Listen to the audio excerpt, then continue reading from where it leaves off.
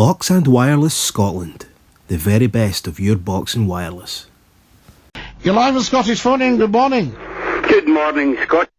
Billy from Wishy, how are you this morning? I'm fine, thanks. What about yourself? Are you dinky-doo? Dinky-doo, top of the dial, Scotty. Listen, I'm in first class nick, but I feel for Tommy there, I feel for the Dr. David Starkey there. Has he got a point? This is the thing, it's all very well to reminisce a point. Scotty, we can all shout and moan that we're all Scottish and we need to stick up to anybody that says anything against this country. Yeah. I think the guy's got a point. Is the guy full of constructive criticism? Yes, I think Mr. Starkey's got a point there. Yes. This is a feeble country, Scotty. Yes, it's very feeble, isn't it? And it's small-minded as well. Tiny-minded. You just look at the way they talk about the English. Well, you look at that idiot Joe I had on there. I mean, all he could do was come on and swear. I think it's dreadful, by the way. I really do. That was a disgrace, that, Billy. That man needs to get himself sorted out, and, in fact, I would prefer if he actually just went away.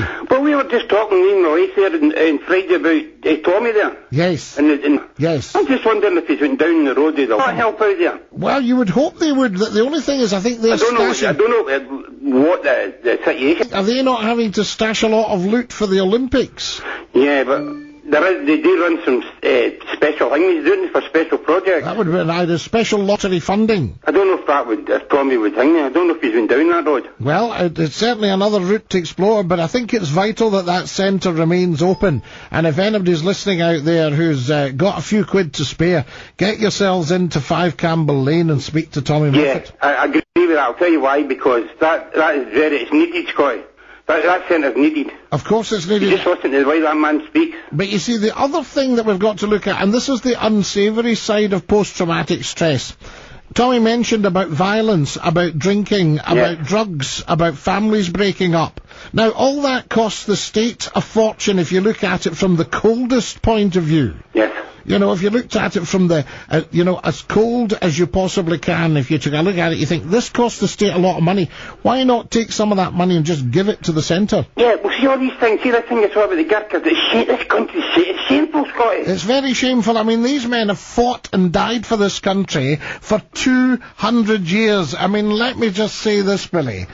200,000 Gurkhas fought in the First and Second World War. 3,000 of these people died so that we could have freedom from the tyranny of Europe. Yes, and they're great fighting people. You know, of course they're great like the Scots. They would die for you. I mean, you know, that's it. They have died for it. They have 43,000 people have died for it. I think Mr. Salmon needs to step in here.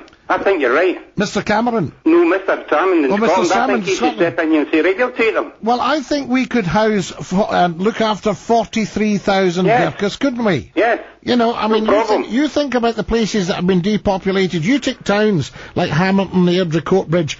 Work out what the population of these towns was 20 years ago. Yes. Work out what the population is now. Towns further down the coast there. See, what you've got in mind, these are all like mining villages, mining towns and so a lot of towns, you know. So the miners that have decided they weren't just going to sit and do nothing have got off their backside and left. They've gone. Yes. And the same with the steel workers. They've gone. They've gone probably to Corby or gone abroad or gone to the oil fields or whatever. But they've cleared off out of Lanarkshire. Yes. And if we said, look, have we got 43,000 places here, you know? Mm-hmm.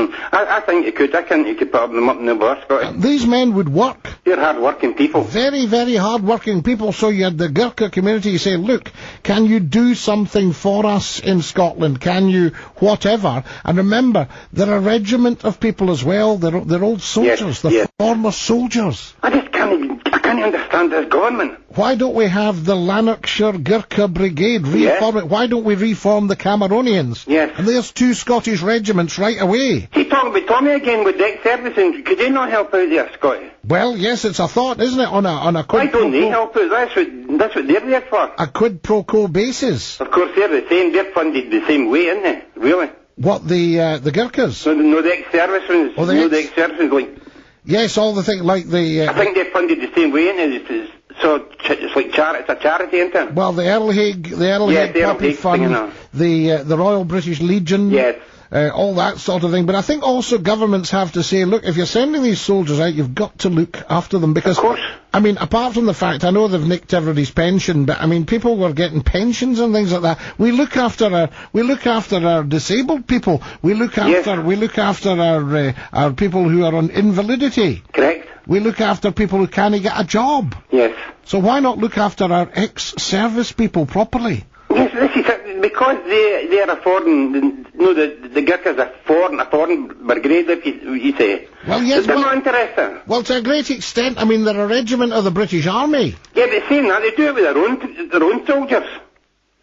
The people could head for wars now, and they're out in the streets. That's right, which is a piece of nonsense. So I do think we need to raise awareness. We need to say, look, to the politicians, if you're going to stand up and declare war Yes. in the House of Commons in Iraq and Afghanistan, and you're sending the troops out there, you must make sure there's a duty of care, as Tommy called it, which I think's a brilliant term. I totally agree with that, and that is a great term. See, just before I finish, Scott, Yes, we'll sir. talk about... And I don't think it's too much to ask, Billy. No. When you see what's been squandered. You talk about Shakespeare there. Shakespeare, yes. Yeah. See, I find it difficult to follow Shakespeare, to tell you the truth. I have listened to a lot of his adapted plays on, like... Now, tape and tell me this is very interesting. What exactly do you find difficult I to find the follow? language difficult. I don't think it's the language you're finding difficult. I think it's what's called the iambic pentameter. I think it's the way it's put down. Yeah. No, right? I don't mean difficult to understand it. I know, because if you I find swap it it difficult. round, it all falls into place when you swap it round. Yeah. I'll tell you what it's a bit like. You know the metrical psalms? Yes.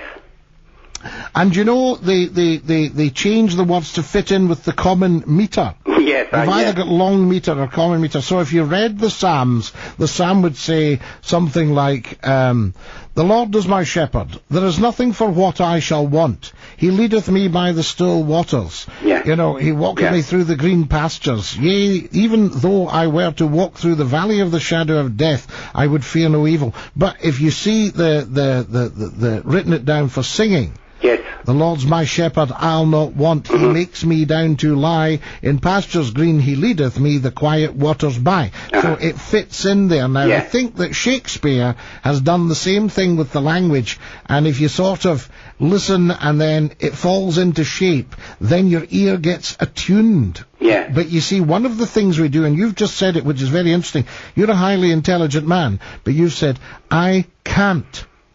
And as soon as you say I can't, it puts a mental block up. What I meant to say, maybe I explained this all wrong. What I meant to say is I find it hard going. Well, you did say that in fairness to you. Yeah, you you know what I mean? that. I find it hard going. But as soon as it I is. find Burns hard going as well. Well, yes, all these big thinking things are hard going because there's so many things going on in your mind. You see, what you've got one of these very brilliant minds, and what you'll be doing is dealing with the encoding. See that old English? That's Shakespeare. a fantastic language. I've researched that. Oh, it's fantastic. It's great. Some of the words in it is fantastic. But both Burns and Shakespeare, as well as the language, there's an element of social encoding. Yeah. Because they had to be a bit careful. I mean, you know, when Shakespeare was writing in the 1500s, these were revolutionary times, and people would slit your throat. They would say, I shall slit your throat anon, sir, and all this, because they used to come out with all that kind of stuff. See what you were talking about there about to get Shakespeare into the pubs? That's actually the way they done their plays in the time. Of course they did, because it was taverns and that. ordinary folk. Well, they talked about bare boards and a passion or They two. done them outside. In other words, they didn't have any scenery. No. They didn't have any. And then, of course, you've got to remember that there were no female actresses in it. That's right. They done a lot in Market Square in that, There's Scott. young lads that did it in Market Square, and that's what your prologue is when when Henry V, the guy comes out, oh, for a muse of fire that would ascend the brightest heaven of invention,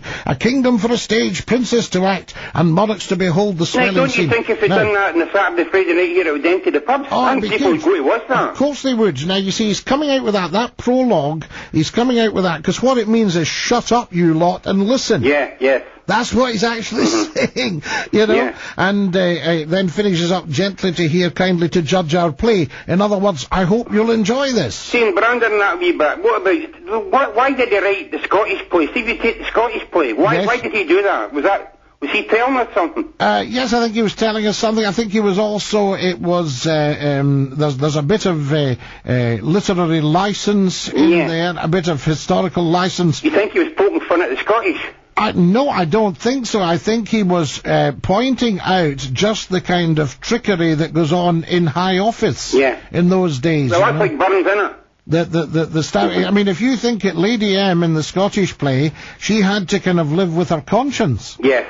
You know, and she couldn't get to sleep. Yes. You know, because she'd done the dreadful deed. That's a fascinating play if you look at that as well, but... Oh, yes. Yes. You know what I mean?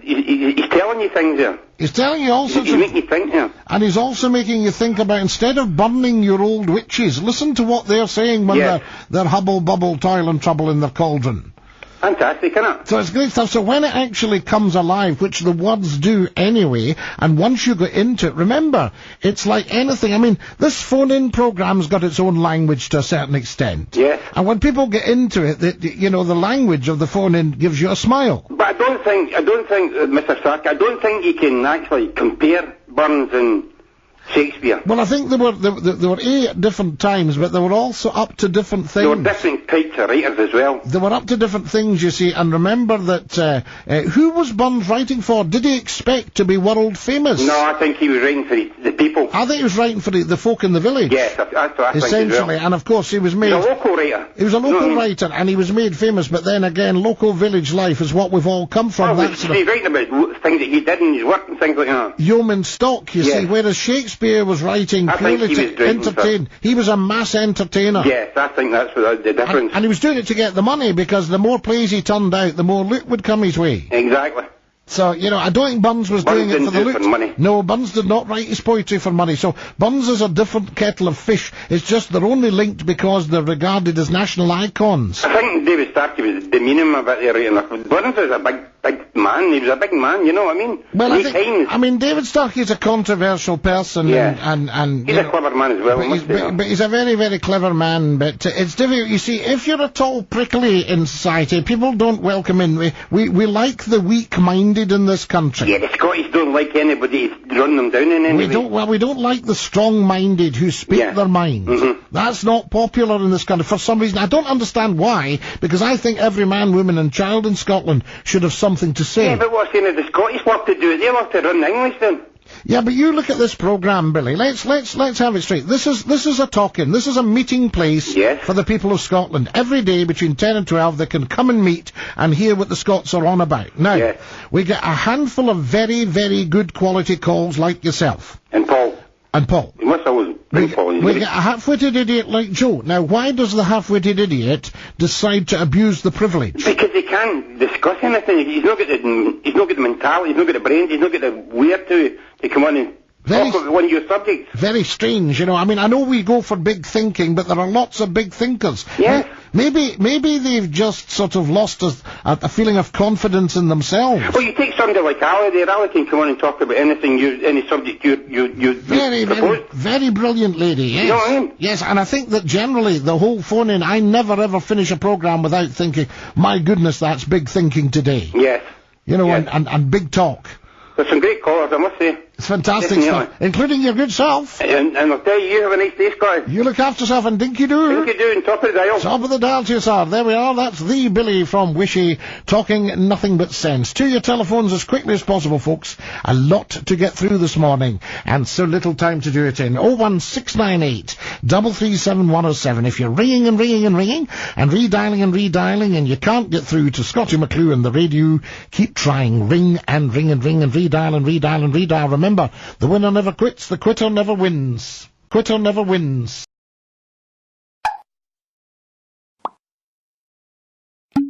Box and Wireless Scotland.